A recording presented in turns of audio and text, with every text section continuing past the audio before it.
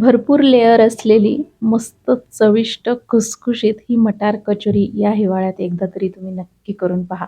करायला अतिशय सोपी अशी रेसिपी आहे.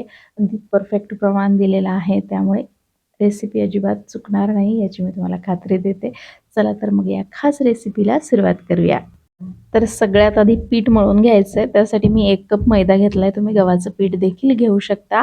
त्यामध्ये चवीनुसार मीठ आणि 1 चमचा ओवा हातावर चांगला चोळून घालायचा. व्यवस्थित सगळं मिक्स करायचं आणि आता यामध्ये मस्त कडकडीत तेलाचं मोहन घालायचं आहे. 1 टेबलस्पून तेल वापरायचं आहे आणि व्यवस्थित हे पिठाला चांगलं चोळून घ्यायचं. त्यानंतर थंड नॉर्मल पाण्याने हे पीठ घट्टसर असं मळून घ्यायचं आहे. तुम्हाला मैदा वापरायचा नसेल तर तुम्ही इथे गव्हाचं पीठ देखील वापरू शकता. पीठ मळून झालंय आता ते झाकून ठेवायचं आहे किमान 10 ते 15 मिनिटं. तोपर्यंत इथे अर्धा कप मस्त ताजा मटार घेतलेला आहे. तो मिक्सरच्या भांड्यामध्ये घालायचा. 4 ते 5 हिरव्या मिरच्या, मुठभर कोथिंबीर, 10 ते 12 लसूण पाकळ्या, 1 चमचा बडीशेप आणि 1 चमचा जिरे एवढं सगळं साहित्य. त्याचबरोबर साधारण 1 टेबलस्पून लिंबाचा रस यामध्ये घालायचा आहे आणि जाडसर ते मिक्सरला दळून घ्यायचं आहे. आता फक्त 1 टेबलस्पून तेल हलकंसं गरम झालं की त्यामध्ये चिमूटभर हिंग, 1 टेबलस्पून बेसन पीठ आणि साधारण अर्धा टीस्पून हळद घालायची आहे आणि आता मंद आचेवर हे चांगलं तेलामध्ये होऊ द्यायचं आहे.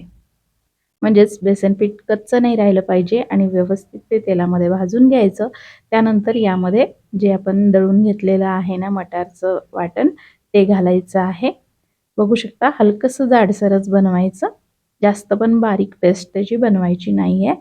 चवीनुसार मीठ घालायचं आहे आणि 1 छोटा चमचा इथे धनेपूड घातलेली आहे. धनेपूड नसेल तुमच्याकडे तर मिक्सरला जेव्हा आपण दळतो ना तर थोडेसे धने भाजून त्यामध्ये घालू शकता. तर तुम्ही इथे बघू शकता साधारण 2 मिनिटं हे परतून घ्यायचे. अशा पद्धतीचं हलकंसं ओलसर मिश्रण हे झालं पाहिजे. इथे जास्तीचं पाणी वगैरे वापरायचं नाहीये. ते थंड होऊ द्यायचं.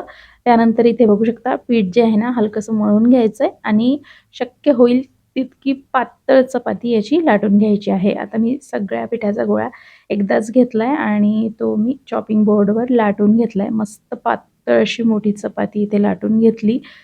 तुम्ही हवं तर छोटे-छोटे गोळे देखील करून घेऊ शकता.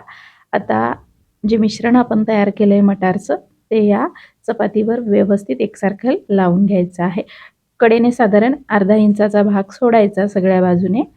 बघू शकता व्हिडिओमध्ये दाखवल्याप्रमाणे आणि सगळं मिश्रण व्यवस्थित लावून घ्यायचं आहे. एकदम पातळ थर लावलेला आहे. त्यानंतर 1-1 इंच अंतरावर कट लावून घ्यायचे आहेत व्हिडिओमध्ये दाखवल्याप्रमाणे. तर इथे आपण मटारचं मिश्रण बनवताना त्यामध्ये हलकंसं बेसन पीठ घालतो ना त्यामुळे याला थोडासा चिकटपणा येऊन ते व्यवस्थित चपातीला चिकटल्या जातं.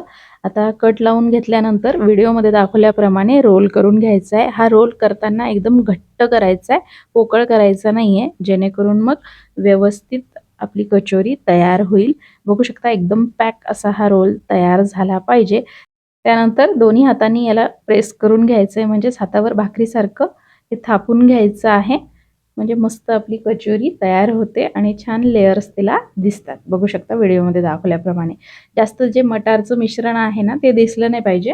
व्यवस्थित ते पॅक झालं पाहिजे. तर अळूवडी करतो ना अगदी तशीच प्रोसेस इथे आपल्याला करायची आहे. रोल व्यवस्थित घट्ट झाला ना की कचोरीला सुंदर असे लेयर्स पडतात आणि कचोरी दिसायला सुंदर दिसते आणि पोकळ होत नाही. बघू शकता अशा पद्धतीने हलकीशी जाडसरच बनवायची आहे. एकदम पण पातळ बनवायची नाहीये.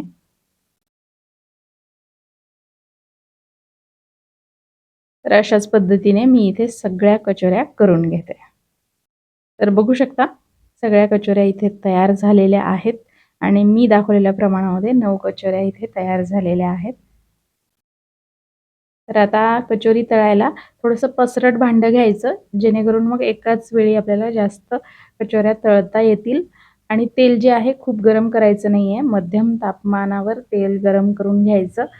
म्हणजेच पिठाचा गोळा टाकला की हलकेसे बुडबुडे दिसतात एवढंच तेल गरम झालं पाहिजे. त्यानंतर तेलामध्ये जेवढ्या बसतील तेवढ्या कचोऱ्या ज्या आहेत तेलामध्ये सोडायच्या आणि एकदम मंद आचेवर ह्या कचोऱ्या आपल्याला तळून घ्यायच्या आहेत. तर एक बॅच तळायला साधारण आपल्याला 10 ते 12 मिनिटं लागतात, पण घाई करायची नाही आहे.